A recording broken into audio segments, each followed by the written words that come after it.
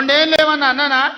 ఆయన మన బయటకు వచ్చి ఇక చూస్తా, తోలు తీస్తా, తాట తీస్తా, ఇక నీ సంగతి చెప్తా అన్నాడు. రా బిడ్డ రా, రా రెడీగా ఉన్నారా, ఇక అందుకే కొడంగల్ నుంచే చెప్తాం నీకు అని చెప్పి 3 రోజుల నుంచి మాట్లాడలేదు. ఇవాళ మాట్లాడుతున్నా. ఆయన కొడుకు చెప్తున్నాడు, మైకు ముందలకు వస్తలేడు, ఆయన దాచుకున్నాడు అని. నీ ముఖం ఎప్పుడైనా చూసుకున్నావులా అద్దంలా? పేడమూతి బోడిలింగం, నువ్వు కూడా నా గురించి మాట్లాడతావా? నీవెంత, నీ స్థాయి ఎంత? అయ్య పేరు చెప్పి బతికటోనివి నువ్వు, ఆంధ్రలో గుంటూరులో గుడివారిలో చదువుకున్న నువ్వు, నీకేం తెలుసు తెలంగాణ గురించి, మా పౌరుషం గురించి? నువ్వు కాదు, మొత్తం నీ జాతినంతా తెచ్చుకో. ఎట్లా తెచ్చుకుంటావు, ఏడికి రావాలనో చెప్పు. మా ఊరు అన్నారా, మేమన్నా మీ ఊరికి వస్తాం. ఎవడు భయపడుతుండో సంగతి తేలుస్తా. వెనకటికోసారి చెప్పిన గిట్లనే గజ్వేల్కి వచ్చి చూడు అని చెప్పిన, గజ్వేల్కి వస్తా బిడ్డ, నీ నెత్తి మీద కాలు పెట్టి తొక్కుతా అని. గజ్వేల్కి లక్షలాది మంది కార్యకర్తలతో పోయినాం, కాలు మీద పెట్టి తొక్కితే పాతాళానికి పోయిన మళ్ళీ ఇప్పటి వరకు తేలలేదు.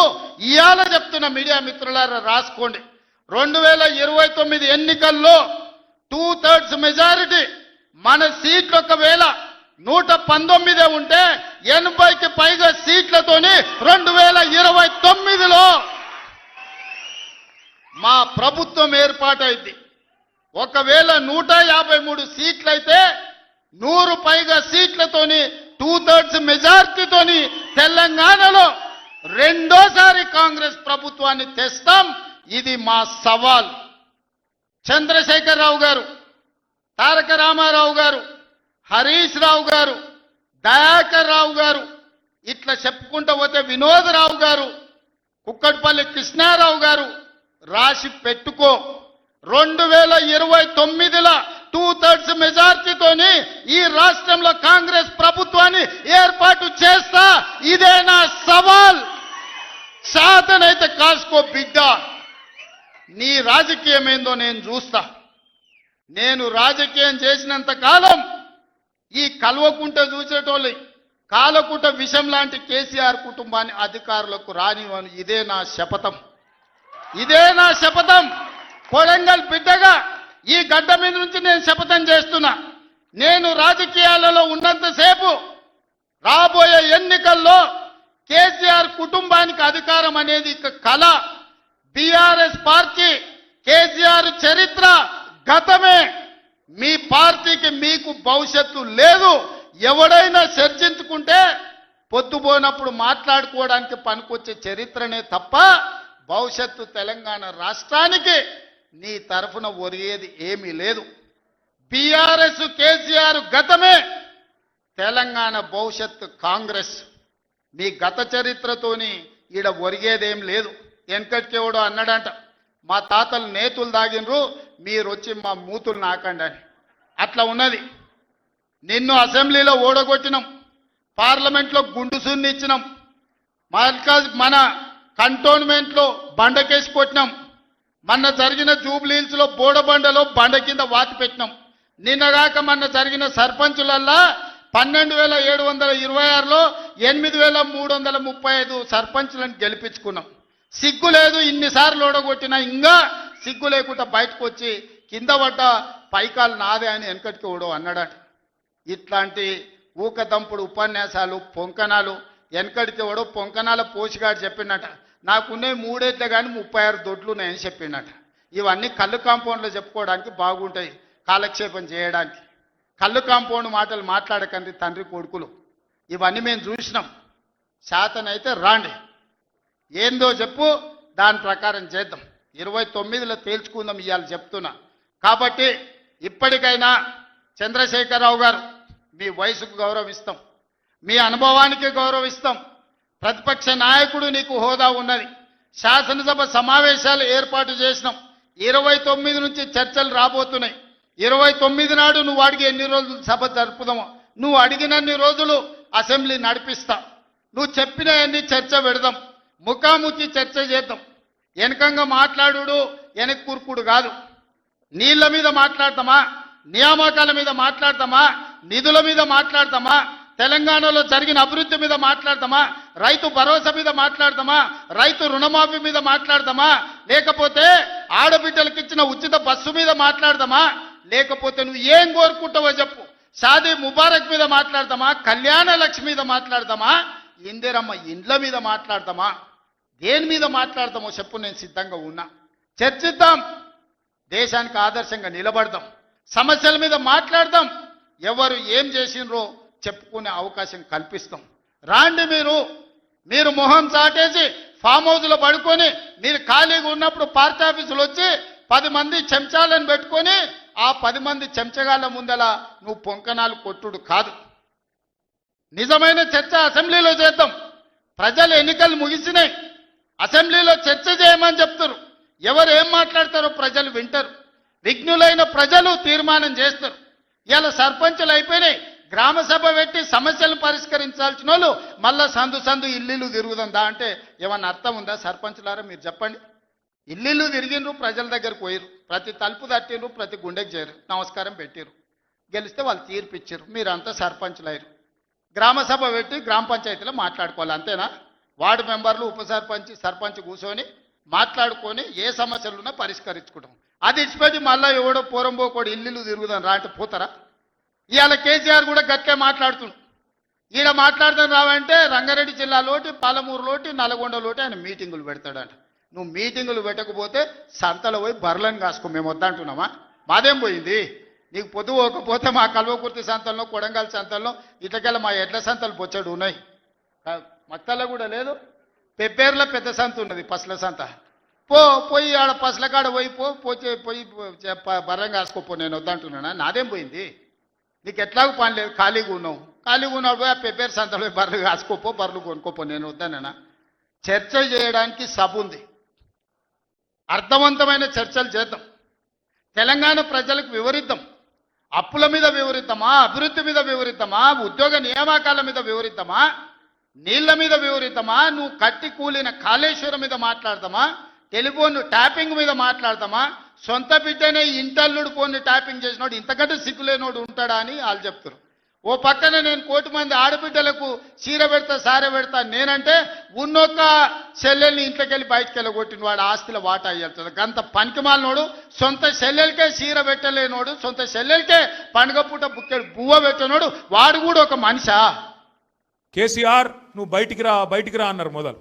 ఇది కేసీఆర్ గారు పాపం ఆయన పాటికి ఆయన పొలం కాడ పని చేసుకుంటుంటే నువ్వు రా బయటికి అన్నారు. మొన్న వచ్చి ఏం చేసిండు పాపం సారు? ఒక ప్రెస్ మీట్ పెట్టిపోయిండు, మీటింగ్ పెట్టి ప్రెస్కు మాట్లాడిపోయిండు. దానికే ముఖ్యమంత్రికి ముచ్చెమటలు పట్టినాయి, చలిజ్వరం వచ్చింది, దెబ్బకు మరిగా ఇష్టం వచ్చినట్టు వరులుతున్నాడు. ఇప్పుడేమంటున్నాడు? నువ్వు అసెంబ్లీకి రా అంటున్నాడు. బయటికి వస్తే గీడికి వస్తేనే తట్టుకోలేకపోయినావు నువ్వు. అసెంబ్లీకి వస్తే ఆయన గుండాకి సస్తావు, గుండాకి పోతాడు. ముందే ఇంతున్నాడు, ఆయనతో గుండాగిడ్డా అమ్మంటాడు. ఇప్పుడు ఇవాళ రేపు ఎట్లయిపోయిందంటే నిజంగా బాధ అనిపిస్తుంది. నాకు తిట్టాలని లేదు, కానీ బాధ అనిపిస్తుంది. ఇప్పుడు మా లీడరు అన్నది పక్కకు పెట్టు, తెలంగాణ తెచ్చిన నాయకుడు అన్నది పక్కకు పెట్టు, 2 సార్లు ప్రజలు గెలిపించిన ముఖ్యమంత్రి అనేది కూడా పక్కకు పెట్టు. మా నాయన కదా, మా నాయన తిడితే కొడుకుకు రేషం రాదా? ఇక్కడ దాకుంది కోపం, ఇక్కడ దాకుంది. దొరికితే ఎడమకాలు చెప్పు తీసుకొట్టాలని ఉంది. కానీ ఏం చేయాలి? ప్రజాస్వామ్యం. ఎక్కతక్క మాట్లాడితే మళ్ళీ ఏమంటారు? అగో వీనికి అహంకారం ఉంది రాబోయ్ అంటారు. అహంకారం నాదా అయినదా? నేను గుంటూరులో చదువుకున్నా అంటాడు. అరే నేను గుంటూరులో చదువుకుంటే నీకేం వచ్చింది రాబోయ్? నాకు అర్థం కాదు. అప్పుడు ఆంధ్రప్రదేశ్ కలిసి ఉండే, నేను గుంటూరులో చదువుకున్నా, మళ్ళీ హైదరాబాద్లో చదువుకున్నా, పూనాలో చదువుకున్నా, అమెరికాలో చదువుకున్నా, నేను ప్రపంచం అంతా చదువుకున్నా. నీ లెక్క చదువు సందే లేకుండా తిరగలేదు. మీ అమ్మాయి నీకు చక్కగా తోవ చూపెట్టలేదు, నేనేం చేయాలి? దానికి నీ ఏడిపోయింది నా మీద. అవో వీనికి ఇంగ్లీష్ వస్తుంది అంటాడు. అరే నాకు వస్తే నీకేం నొప్పిరా నాయన? నేర్చుకో. నేను హిందీ నేర్చుకున్నా, ఉర్దూ నేర్చుకున్నా, రేపు అవసరమైతే గోర్మాటి భాష నేర్చుకుంటా. నువ్వు నేర్చుకో. నేను ఎవడ నాపిండా? నిన్న వద్దన్నాడు ఎవడన్నా? నువ్వు కూడా నేర్చుకో. దానికి కూడా ఏడిపోయి నా మీద. నేనేం చేసిన? ఇంకొక అంటే నాకు ఎక్కడ గమ్మత్ అనిపిస్తుంది అంటే, నేను ఆంధ్రాకి పోయి ఇంటర్మీడియట్ చదువుకుంటే తప్పట, కానీ ఆయన ఆంధ్రాకి వెళ్ళి అల్లుడిని మాత్రం తెచ్చుకోవచ్చట. ఈ అమ్మ ఇది ఎక్కడ కథ రాబోయ్? అందుకే ఇక ఆయన పేరు ఏం పెట్టినట్టుగా నేను ఇట్లా లాభం లేదని చెప్పి మనోని పేరుగా అల్లుడు భీమవరం కదా, అందుకే ఈయన సిట్టినాయుడు పేరు కూడా భీమవరం బుల్లోడు అని పెడితే అయిపోతుంది. ఓకే, భీమవరం బుల్లోడు మనకు నీతులు చెప్తున్నాడు. అరే ఆంధ్ర అంటే మరి ఆంధ్ర వాళ్ళ ఓట్లు కావాలి, ఆంధ్ర వాళ్ళ చుట్టూ తిరగాలి, కానీ మళ్ళీ ఆంధ్రాని మాత్రం నేను పోయి చదువుకుంటే నీకు నచ్చినది. నీకేం బాధ అవుతుంది? నాకు అర్థం కాదు. ఇంకొక మాట నాకు అర్థమే కాదు.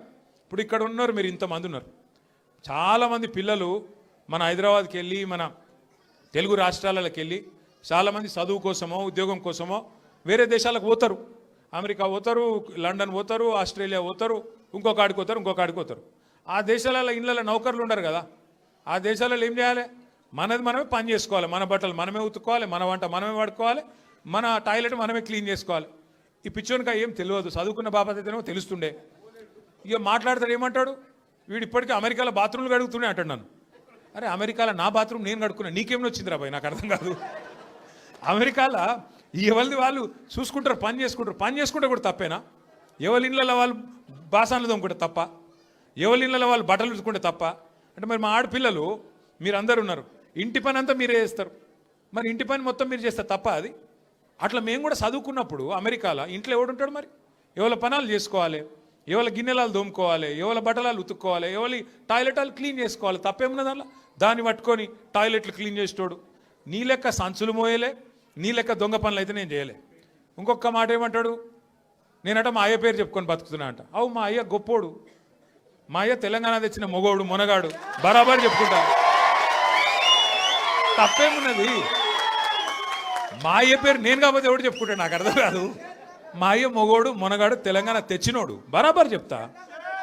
మరి నేనేమంటున్నా, నువ్వు సకట్ పనులు చేస్తే నీ పిల్లలు కూడా నీ పేరు చెప్పుకుంటారు. నువ్వు లుచ్చ పనులు చేసినావు అనుకో, నీ మన్మడు కూడా నీ పేరు చెప్పుడే గాలంగా మన్మని అని చెప్పుకోడు. మంచి పనులు చేయి, నీ పేరు కూడా చెప్పుకుంటారు. నీలాగా దొంగలకు సద్దులు కట్టుడు, బ్యాగులు మోసుడు, వాళ్ళ సంకల్ నాకుడు, ఢిల్లీకి పేమెంట్ కోటాలో పైసలు చంచుడు, గవి మాతో కావు. కొట్లాడతాం, మొగాళ్ళలాగా కొట్లాడతాం, మునగాళ్ళలాగానే బతుకుతాం, తెలంగాణ పౌరుషంతో బతుకుతాం. నీలాగా బతుకం, ఢిల్లీకి గులాములక్క మాత్రం బతుకం. ఢిల్లీకి సంచులు మోసుకుంటా, ఢిల్లీలో పోయి బీజేపీలతో రాసుకొని పోసుకొని తిరుక్కుంటా, జడ్జీల కాళ్ళు పట్టుకుంటా, అయ్యో నన్ను కేసుల లోపల నుక్కకుర్రి అని చెప్పి డైవులు కొట్టుకుంటా, గా బతుకు అవసరం లేదు.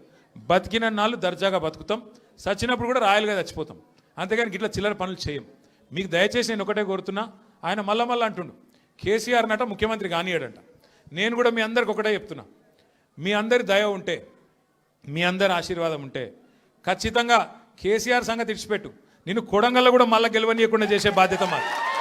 నిన్ను కొడంగల్లో మళ్ళీ గెలవనీయకుండా మళ్ళీ అసెంబ్లీకి రానియకుండా చేసే బాధ్యత పార్టీగా మేమందరం, ప్రజలుగా మేమందరం తీసుకుంటాం. నువ్వు మాట్లాడే మాటలు, చేసే రోత పనులు, వాటికి ఇలా ప్రజలు అసహించుకుంటున్నారు, నోట్లో ఉంచుతున్నారు. ఏం మాటలే అవి, ముఖ్యమంత్రి టీవీ పెడితే పిల్లలు ఖరాబ్ అయ్యేటట్టున్నారు నీ భాష ఇంటే అని చెప్పి మొత్తం టీవీలు బంద్ చేస్తున్నారు. గసంటి పరిస్థితి వచ్చింది. ఏం అడిగిండు కేసీఆర్ గారు మొన్న? ఏమయ్యా పాలమూరు ప్రాజెక్ట్ని ఎందుకు పండబెట్టినావని అడిగిండు. ఏమైందయ్యా, 8 నెలలు అయింది, డీటెయిల్డ్ ప్రాజెక్ట్ రిపోర్ట్ కేంద్ర ప్రభుత్వం నరేంద్ర మోడీ వెనుకకు పంపిండు, నీకు సిగ్గులేదా ముఖ్యమంత్రి? అది వెంటనే మళ్ళా పంపి 90% పనులు పూర్తయిన ప్రాజెక్టు ఇంకొక 10 పైసలు పెడితే అయిపోతుంది చేసి మరి ఆ పాలమూరుకు నీళ్ళు అన్నాడు. తప్ప కేసీఆర్ గారు అన్నది? దానికి సమాధానం చెప్పే తెలివి లేదు, పిచ్చి మొరుగుడు మొరుగుతూ ఉన్నాడు. అట్లాగే కేసీఆర్ గారు ఏమన్నారు, కృష్ణా జలాల్లో అన్యాయం చేస్తున్నాడు నరేంద్ర మోడీ, భారతీయ జనతా పార్టీ ఖచ్చితంగా వాళ్ళని ఎదుర్కోవాలా, కొట్లాడాలా, ఢిల్లీలో ఏం చేస్తున్నారు నీ ఎంపీలు అని అడిగిండు. బీజేపీ ఎంపీలను అన్నాడు, కాంగ్రెస్ ఎంపీలను అడిగిండు. దాంతో ఇలా వాళ్ళకి సమాధానం లేక, సమాధానం చెప్పే తెలివి లేక ఇలా నోటికొచ్చినట్టు మాట్లాడుతున్నారు.